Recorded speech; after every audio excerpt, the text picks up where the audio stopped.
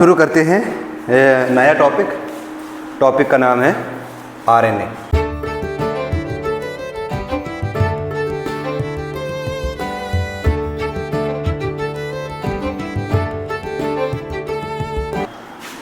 आज हम नया टॉपिक लेंगे और टॉपिक का नाम है आरएनए। आप मुझे बताओ, डीएनए में कोई कंफ्यूजन? हमने डीएनए में Watson and Crick model of DNA पढ़ा था। Watson and Crick model of DNA जो था वो वाटसन एंड क्रिक ने दिया था 1953 में, जिसको हम बोलते हैं Watson and Crick model of DNA.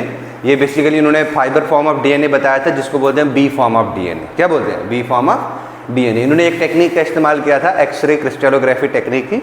उस टेक्निक का इस्तेमाल करके इन्होंने बी फॉर्म ऑफ डीएनए को एक्सप्लेन किया था। एक्चुअल में ये जो इन्फॉर्मेशन थी ये दो साइंटिस्ट ने दी थी, एक का नाम था रोजालिंड फ्रैंकलिन और दूसरे का नाम था विल्किंस। उनकी इन्फॉर्मेशन जो है वाटसन और क्रिक को मिली और वाटसन एंड क्रिक ने एक्सरे क्रिस्टलोग्राफी टेक्निक की मदद से structure a model of DNA दिया, जिसको हम बोलते हैं Watson and Crick model of DNA.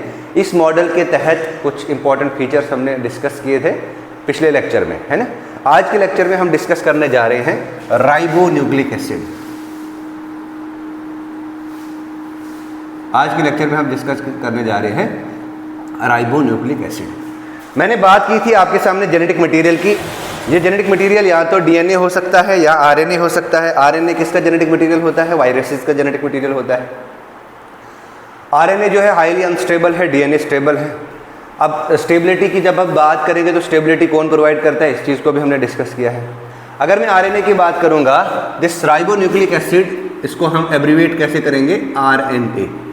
RNA stands for ribo nucleic acid. अब देखो, राइबो न्यूक्लिक एसिड है तो इसमें ये किस किस का बना होगा? It is made up of nucleotides. ये भी it is made up of nucleotides. अब जब बात न्यूक्लियोटाइड्स की आई, तो न्यूक्लियोटाइड्स जो है ना, ये तीन चीज़ों का बना है। न्यूक्लियोटाइड्स बना होता है 5 कार्बन की शुगर का बना होता है। उसके बाद ये बना होता है नाइट्रोजेनियस बेसिस का, और ये बना होता है फास्फोरिक एसिड का।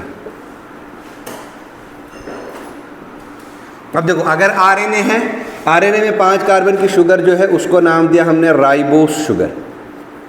क्या नाम दिया बेटा? Ribose sugar. नाइट्रोजेनियस बेसिस यहाँ पर भी 2 हैं, एक का नाम है प्यूरीन, दूसरे का नाम है पाइरिमिडीन। अब देखो, प्यूरीन यहाँ पे एडेनिन और गवानीन है, और पाइरिमिडीन यहाँ पे साइटोसिन और यूरासिल है। In case of RNA thymine is absent, यानी कि आरएनए के केस में थायमीन जो है वो एब्सेंट होता है, मतलब यहाँ पे थायमीन नहीं होता है। फास्फोरिक एसिड की वजह से न्यूक्लिक एसिड का ये एसिडिक नेचर बताता है। मतलब न्यूक्लिक एसिड का जो एसिडिक नेचर है, ये एसिडिक नेचर हमें कौन बताता है? ये एसिडिक नेचर हमें आरएनए बताता है। अब देखिए, अब 2 इंपॉर्टेंट टर्म्स हमने इसमें समझनी है। अगर हम मानेंगे 5 कार्बन की शुगर है, इस शुगर का क्या नाम है? शाबाश, राइबोस शुगर। ये राइबोस शुगर क्या है? ये राइबोस शुगर 5 कार्बन की शुगर है। इस राइबोस शुगर के साथ अगर नाइट्रोजेनियस बेस जुड़ा, इस राइबोस शुगर के साथ अगर नाइट्रोजेनियस बेस जुड़ा, तो ये क्या कहलाता है? ये कहलाता है न्यूक्लियोसाइड। क्या वो कहलाता है? न्यूक्लियोसाइड। अब इस न्यूक्लियोसाइड पे जब फास्फोरिक एसिड जुड़ेगा, इस न्यूक्लियोसाइड पे जब फास्फोरिक एसिड जुड़ेगा तो बनता है न्यूक्लियोटाइड्स। और यहाँ पे न्यूक्लियोटाइड्स क्या होगी? जैसे adenosine triphosphate ATP, GTP, CTP, और यहाँ पे थायमीन के जगह क्या होगा? UTP, uracil triphosphate. ये न्यूक्लियोटाइड्स होगी। न्यूक्लियोसाइड्स क्या क्या होंगी? न्यूक्लियोसाइड यहाँ पे होगी एएमपी, उसके बाद क्या होगी? जीएमपी, उसके बाद क्या होगी? सीएमपी, और होगी यूएमपी। एएमपी मतलब एडिनोसाइन मोनोफॉस्फेट, जीएमपी मतलब ग्वानिसाइन मोनोफॉस्फेट। ये मोनोमर्स है, ये इसी न्यूक्लियोटाइड्स में मोनोमर्स है। इन मोनोमर्स में जब फास्फोरिक एसिड एनहाइड्राइड बॉन्ड बनेगा तो बनता है न्यूक्लियोटाइड्स। समझा ये आपको? अब देखो ये शुगर है 5 कार्बन की शुगर, यानी कि पेंटोस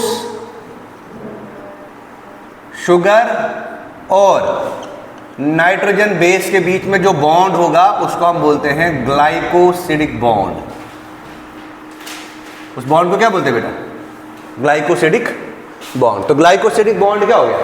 पेंटोस शुगर, यानी कि 5 कार्बन की शुगर और नाइट्रोजनियस बेस के बीच में जो बॉन्ड होता है इस बॉन्ड को बोलते हैं ग्लाइकोसिडिक बॉन्ड। उसके बाद अब देखो पेंटोस शुगर और नाइट्रोजनियस बेस मिलाकर बनाता है न्यूक्लियोसाइड। न्यूक्लियोसाइड और फास्फोरिक एसिड के बीच में जो बॉन्ड होता है इसको बोलते हैं हम फॉस्फोएस्टर बॉन्ड। Phosphoester bond. और इन केस ऑफ डीएनए, अगर मैं डीएनए की बात करूंगा तो डीएनए में बनता है फॉस्फोडाइएस्टर बॉन्ड। डीएनए में बनता है फॉस्फोडाइएस्टर बॉन्ड। और फॉस्फोरिक एसिड और फॉस्फेट के बीच में जो बॉन्ड होता है, यहाँ पे लिखूंगा मैं, फॉस्फेट और फॉस्फेट के बीच में जो बॉन्ड होता है इसको बोलते हैं हम एसिड एनहाइड्राइड बॉन्ड। इस बॉन्ड को क्या बोलते हैं? Acid anhydride bond. यही एसिड एनहाइड्राइड बॉन्ड टूटता है, यानी कि एटीपी टूटेगा तो एएमपी, एटीपी टूटेगा तो एडीपी बनेगा, एडीपी टूटेगा तो एएमपी बनेगा। यानी कि इसका जो फॉस्फेट है, यानी कि इसका जो फॉस्फेट है, फॉस्फेट बॉन्ड टूटता है। फॉस्फेट, दो फॉस्फेट के बीच में जो बॉन्ड होता है उसको हम बोलते हैं एसिड एनहाइड्राइड बॉन्ड। यानी कि इस पूरे के पूरे एटीपी मॉलिक्यूल में या जीटीपी मॉलिक्यूल या सीटीपी मॉलिक्यूल या यूटीपी मॉलिक्यूल में एनर्जी कहाँ पे स्टोर होती है? एसिड एनहाइड्राइड बॉन्ड में। ये एसिड एनहाइड्राइड बॉन्ड टूटता है तो एनर्जी रिलीज होती है। क्या होती है? रिलीज, एनर्जी रिलीज होती है। चलिए वापस आते हैं अब टॉपिक पर। ये हो गया यहाँ पे? Can I raise this? मैं तो इसको स्क्रीनशॉट उठा लूँ। हो गया? अब सुनिए जरा, अगर मैं आरएनए की बात करूं, अब आरएनए की थोड़ी सी लोकेशन को समझते हैं कि आरएनए कहाँ पे लोकेट है। देखो ये ज़्यादातर हमें देखने को मिलता है साइटोप्लाज्म में। क्यों? आरएनए जो है ये ज़्यादातर इन्वॉल्व है, ये प्रोटीन सिंथेसिस में इन्वॉल्व, इसका मेन रोल जो है वो प्रोटीन सिंथेसिस है।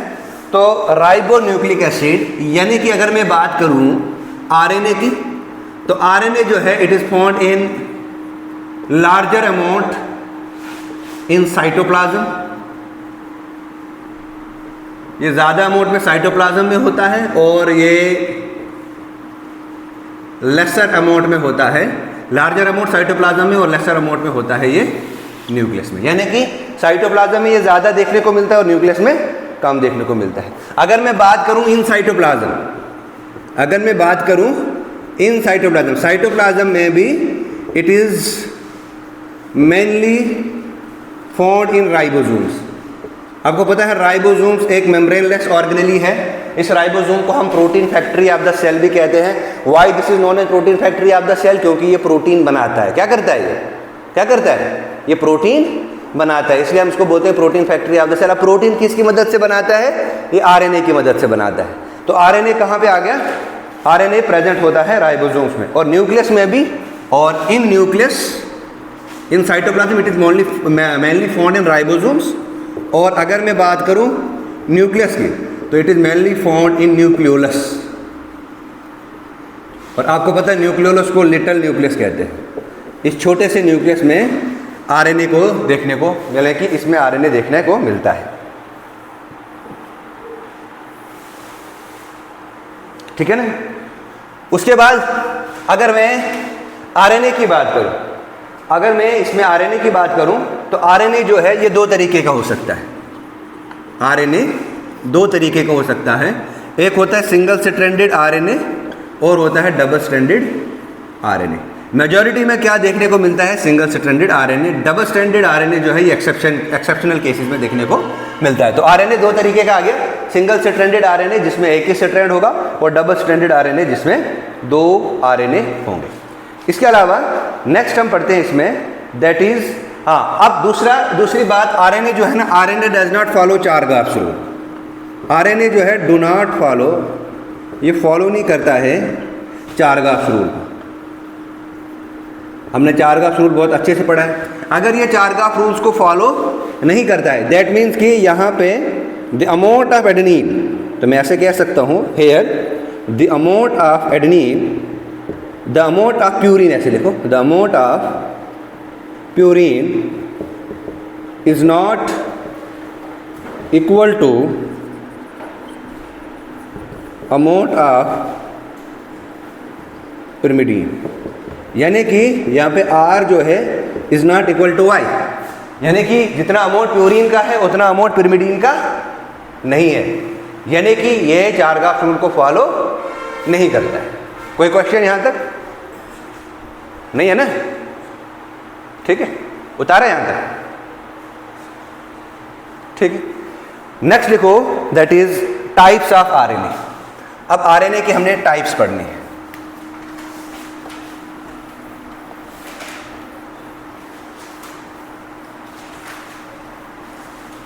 अगर हम देखो मेनली अगर हम देखेंगे आरएनए की मेनली 3 टाइप्स, ऐसे तो बहुत सारी टाइप्स हैं, लेकिन जनरली अगर हम देखेंगे तो mainly 3 types of RNA, mainly इसकी 3 टाइप्स हैं। देखो पहली टाइप, दूसरी टाइप और तीसरी टाइप। जो पहली टाइप है इसको हमने नाम दिया mRNA। mRNA stands for messenger RNA. ये क्या करेगा, ये न्यूक्लियस से इंफॉर्मेशन लाएगा और राइबोसोम तक पहुंचाएगा, मैसेंजर आरएनए।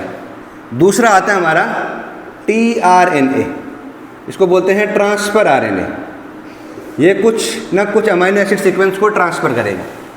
थर्ड आता है messenger RNA, transfer RNA, rRNA.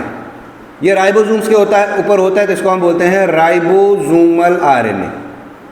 इसको हम क्या बोलेंगे, राइबोसोमल आरएनए। तो 3 तरीके के आरएनए आगे, एमआरएनए यानी कि मैसेंजर आरएनए जो मैसेज इंफॉर्मेशन लाएगा न्यूक्लियस से साइटोप्लाज्म तक, ट्रांसफर आरएनए जो अमीनो एसिड्स को ट्रांसफर करेगा, और राइबोसोमल आरएनए जो राइबोसोम्स के ऊपर होगा, उसको हम बोलते हैं ribosomal RNA.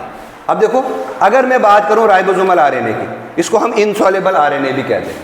This ribosomal RNA it is also known as insoluble RNA. इस राइबोसोमल आरएनए को हम इनसॉल्युबल आरएनए कहते हैं, ठीक है ना। इसको it is mainly confined in cytoplasm, it is mainly confined in cytoplasm. ये ज़्यादातर कहाँ पे देखने को मिलता है, ये ज़्यादातर देखने को मिलता है साइटोप्लाज्म में। It is mainly confined in cytoplasm. ये ज़्यादातर कहाँ देखने को मिलता है, साइटोप्लाज्म में। और in small amount ribonucleoproteins, it is present in small amount, it is present in small amount in ribonucleoprotein particles. ये कहाँ पे स्मॉल अमाउंट में प्रेजेंट होता है, ये स्मॉल अमाउंट में प्रेजेंट होता है राइबोन्यूक्लियोप्रोटीन पार्टिकल्स, ठीक है। पहले तो इनसॉल्युबल आरएनए कहते हैं इसको। दूसरा, ये बहुत कम अमाउंट में प्रेजेंट होता है राइबोन्यूक्लियोप्रोटीन पार्टिकल्स में, यानी कि ग्रेन्यूल्स में, called as ribosomes. Particles or granules, इसे हम ग्रेन्यूल्स भी कहते हैं, कॉल्ड एज राइबोसोम्स। यानी कि ज़्यादातर ये साइटोप्लाज्म में होता है, और साइटोप्लाज्म में भी स्मॉल अमाउंट में कहाँ पे प्रेजेंट होता है, ये राइबोन्यूक्लियोप्रोटीन ग्रेन्यूल्स यानी कि राइबोन्यूक्लियोप्रोटीन ग्रेन्यूल पार्टिकल्स में प्रेजेंट होता है, जिसको हमने नाम दिया राइबोसोम्स, ठीक है ना। अब देखो ribosome is made up of 2 सब यूनिट्स। अगर मैं बात करूं राइबोसोम्स की, तो राइबोसोम्स इज मेड ऑफ 2 सब यूनिट्स। देखो ये 2 सब यूनिट क्या होती हैं, एक होती है लार्जर सब यूनिट और एक होती है स्मॉलर सब यूनिट। लार्जर सब यूनिट और स्मॉलर सब यूनिट। अब देखो लार्जर सब यूनिट जो है, ये मान लो लार्जर सब यूनिट है, इसके ऊपर ऐसे करके स्मॉलर सब यूनिट जुड़ी होती है, तो दिस इज लार्जर सब यूनिट, दिस इज स्मॉलर सब यूनिट। और ये लार्जर सब यूनिट और स्मॉलर सब यूनिट कब जुड़ती हैं, जब प्रोटीन सिंथेसिस होती है, तब ये आपस में अटैच होती है। क्या, जब प्रोटीन सिंथेसिस होती है तब ये दोनों यूनिट जुड़ी रहती हैं, अदरवाइज ये सेपरेट रहती है, अदरवाइज ये सेपरेट रहती है। अगर मैं राइबोसोम्स की बात करूं तो राइबोसोमल आरएनए या राइबोसोमल आरएनए दो तरीके का है। ये या तो ये 70S टाइप का होता है, ये राइबोसोम्स, या तो ये 80S type. S stands for sedimentation coefficient. अब देखिए 70S टाइप जो है ना ये प्रोकैरियोट्स में पाई जाती है। 70S टाइप जो है ये प्रोकैरियोट्स में पाई जाती है और 80S टाइप जो है ये यूकैरियोट्स में पाई जाती है। यानी कि अगर मैं बात करूं 70S टाइप की तो इसको हम बोलेंगे प्रोकैरियोटिक राइबोसोम, और अगर मैं बात करूं 80S की, 80S को बोलेंगे हम यूकैरियोटिक राइबोसोम्स। ठीक है यहाँ तक। उसके बाद अब अगर मैं 70S की बात करूं तो ये 70S भी दो फर्दर डिवीजन में टूटा है। देखो ये 70S टाइप जो है इसमें जो बॉडी सब यूनिट है वो 40S है और जो छोटी है उसको हम बोलते हैं 30S। तो यानी कि 70S राइबोसोम्स की दो यूनिट है। लार्जर सब यूनिट जो है, सॉरी 40S नहीं है, 50S और 30S। लार्जर सब यूनिट 50S है, स्मॉलर सब यूनिट 30S। ठीक है।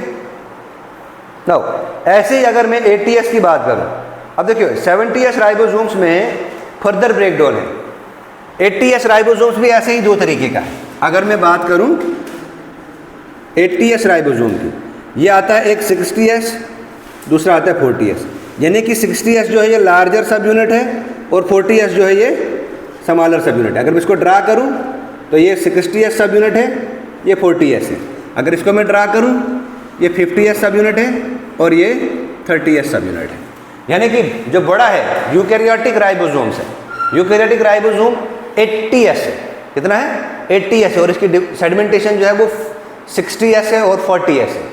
छोटा सा राइबोसोम जो है प्रोकैरियोटिक राइबोसोम जो है उसकी डिफरेंशिएशन 50S और 30S है। क्या है? 50S और 30S।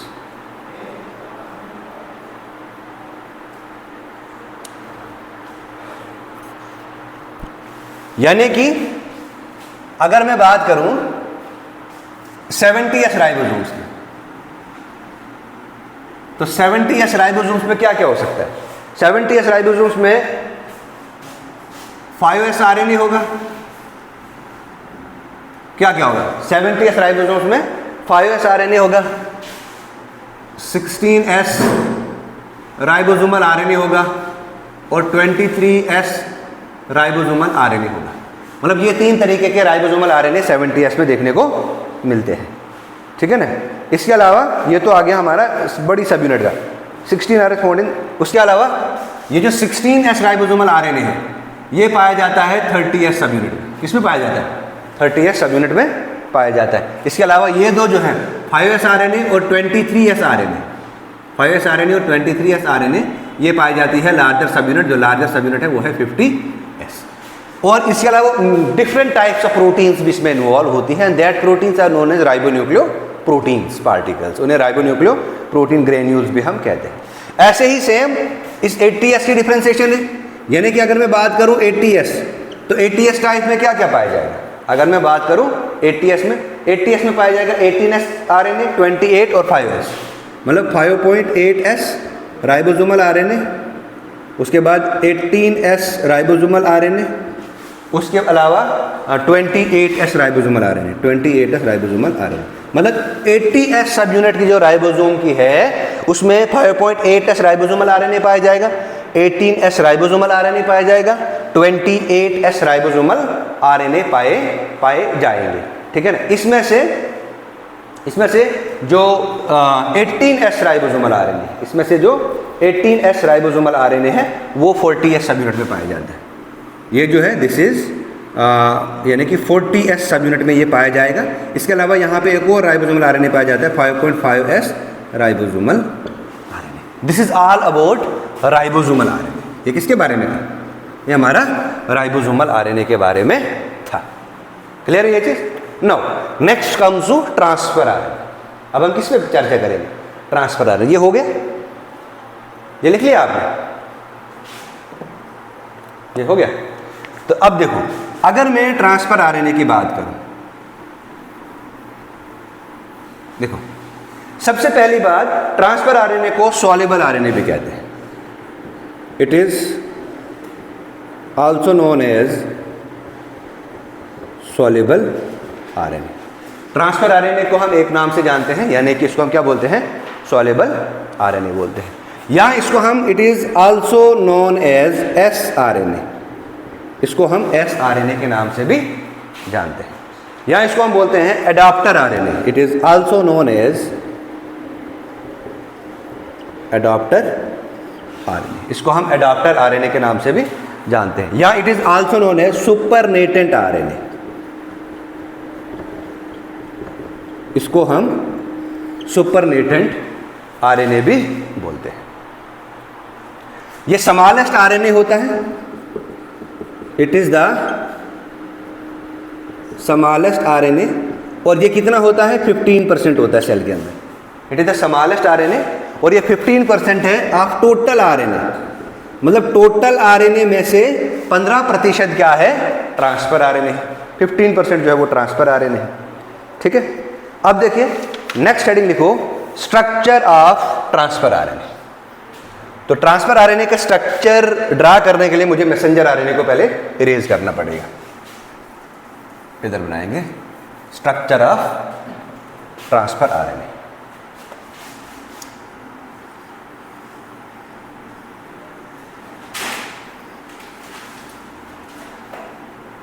Structure of transfer RNA में कुछ ऐसा जैसा स्ट्रक्चर होता है, इसका स्ट्रक्चर ऑफ आरएनए में कुछ ऐसा जैसा स्ट्रक्चर होता है।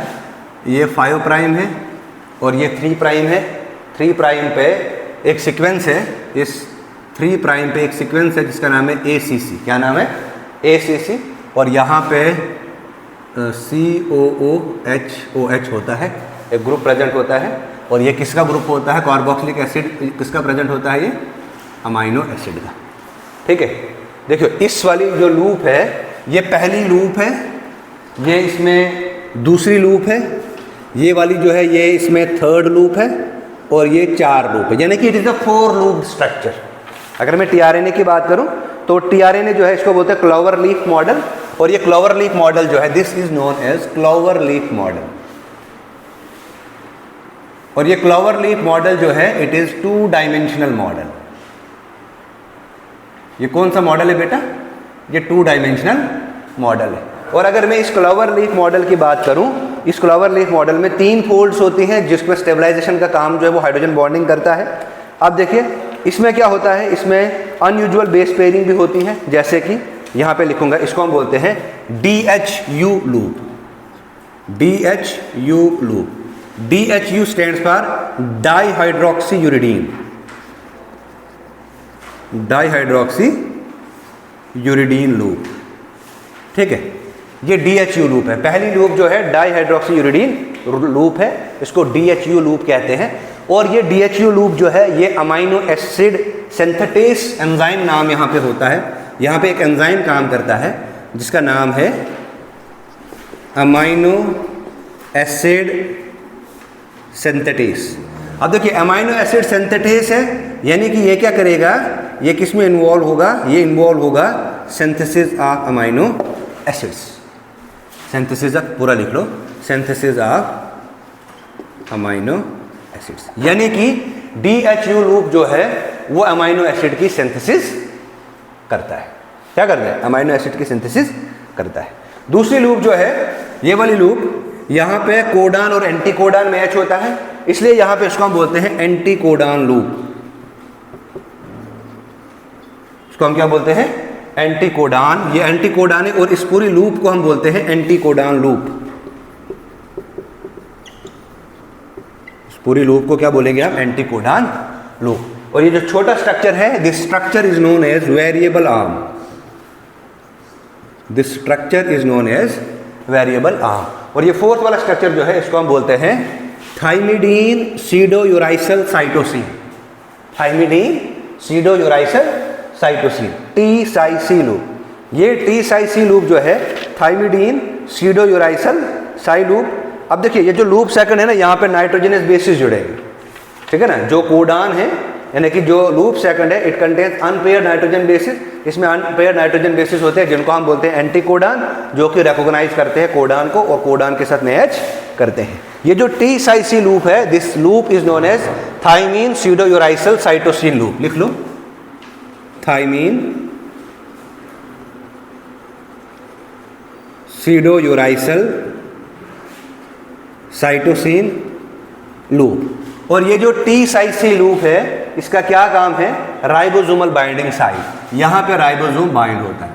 This is the ribosomal binding site. This is the structure of what we called that is transfer RNA. समझ आइए आपको?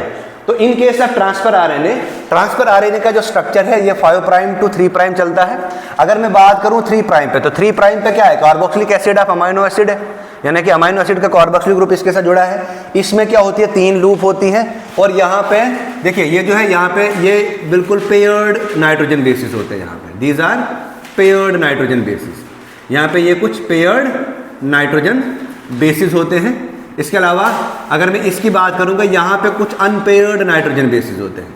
इधर भी अनपेयर्ड नाइट्रोजन बेसिस होते हैं, इधर भी अनपेयर्ड नाइट्रोजन बेसिस है, और इधर भी अनपेयर्ड नाइट्रोजन बेसिस होते हैं।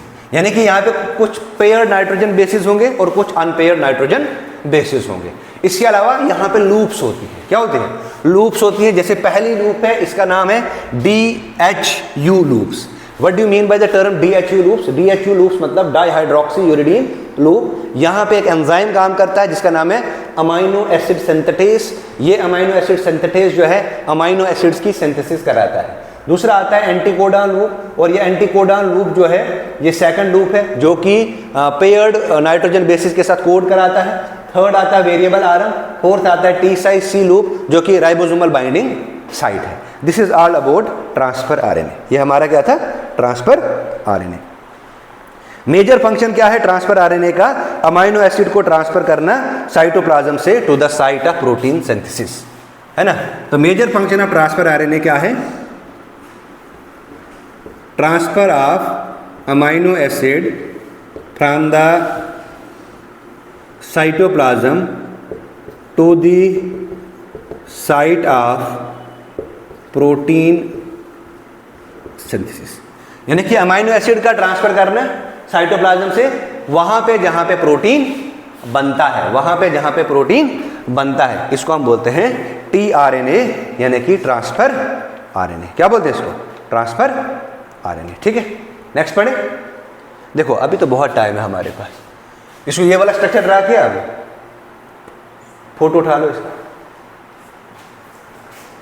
सोचिए मोबाइल से, आपको मोबाइल है साथ में? इसने नहीं लिखा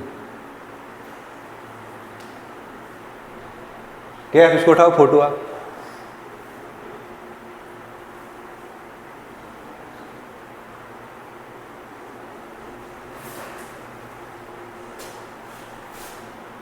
ठीक है, यहां तक ये पढ़े हमने 2 आरएनए। ये तो कुतूल उसने ये पढ़े हमने 2 स्ट्रक्चर्स, जिसमें हमने आरएनए को पढ़ा। आरएनए में भी हमने राइबोसोमल आरएनए को पढ़ा और ट्रांसफर आरएनए को पढ़ा। अब हमने पढ़ना है थर्ड, दैट इज एमआरएनए। तो इसको मैं इरेज करूं, इस वाले स्ट्रक्चर को मैं इरेज करूं।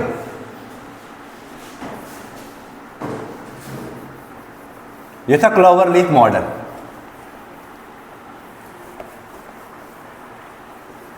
तो नेक्स्ट है इसमें, दैट इज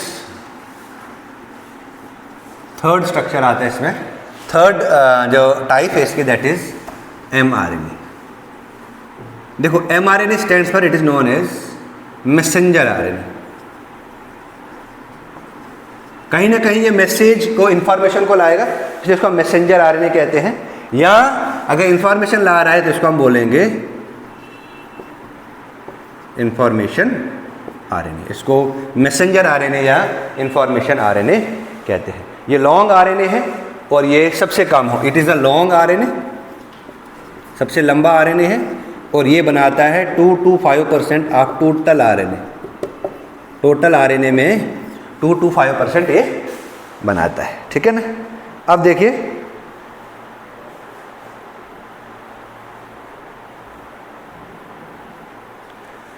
अब इसी में एमआरएनए भी 2 तरीके का है। एक है मोनोसिस्ट्रॉनिक आरएनए, मोनोसिस्ट्रॉनिक एमआरएनए। दूसरा है polycistronic mRNA. पॉलीसिस्टोनिक RNA. Monocistronic RNA जो है ये यूकैरियोट्स में पाया जाता है, it is found in eukaryotes. और पॉलीसिस्टोनिक आरएनए जो है ये पाया जाता है प्रोकैरियोट्स में। पॉलीसिस्टोनिक आरएनए जो है ये प्रोकैरियोट्स में पाया जाता है, ठीक है ना। एक पेप्टाइड के ऊपर बहुत सारे राइबोसोम्स जुड़ेंगे तो, ठीक है। इसके अलावा और भी आरएनए है, इन 3 मेजर टाइप्स के अलावा और भी आरएनए है। अब उनकी टाइप्स देखिए, जैसे एक टाइप आती है SNRNA, स्मॉल न्यूक्लियर आरएनए। अगर मैं बात करूं SNRNA की, ये क्या है? Small nuclear RNA. लिख लो इसको, small nuclear RNA, SNRNA, small nuclear RNA, है ना। ये न्यूक्लियोलस में होता है और प्रोसेसिंग ऑफ प्री आरएनए करता है। फाउंड इन न्यूक्लियोलस यानी कि present in nucleolus, involve in pre processing of RNA, यानी कि जब आरएनए बनना होता है उस टाइम SNRNA बनता है। दूसरा आता है स्मॉल साइटोप्लाज्म आरएनए, SCRNA, इसको हम बोलते हैं स्मॉल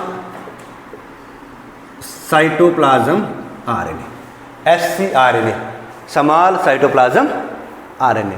ये जो SCRNA है, स्मॉल साइटोप्लाज्म आरएनए है, ये प्रोटीन टारगेटिंग में इन्वॉल्व होता है। It is involve in protein targeting of rough endoplasmic reticulum. It is involve in protein targeting of rough endoplasmic reticulum. तो it is involve in protein targeting of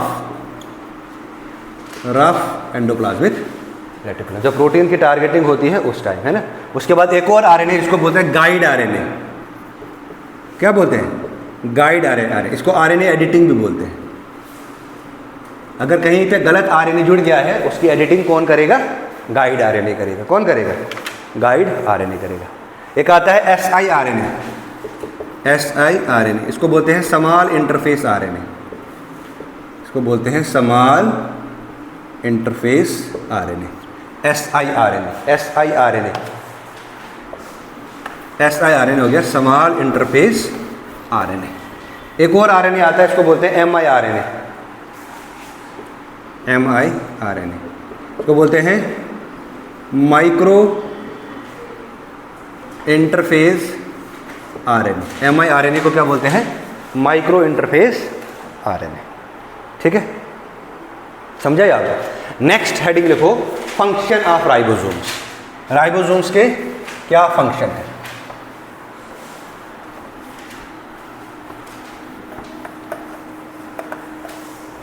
next heading लिखो, that is function of ribosome. क्या function हो सकता है? शाबाश। पहला function देखो, ribosome जो है ना, ये प्रोटीन सिंथेसिस कराता है। क्या करता है? इट इज, है ना, इट इज द मतलब यानी कि प्रोटीन सिंथेसिस में इन्वॉल्व होता है, ठीक है ना।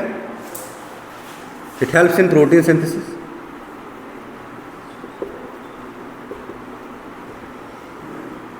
ये प्रोटीन सिंथेसिस में इन्वॉल्व होता है। बाकी के फंक्शन आपको होम असाइनमेंट है, ठीक है। Thank you. ये था आज का टॉपिक जिसमें हमने राइबोसोम्स को पढ़ा, ठीक है।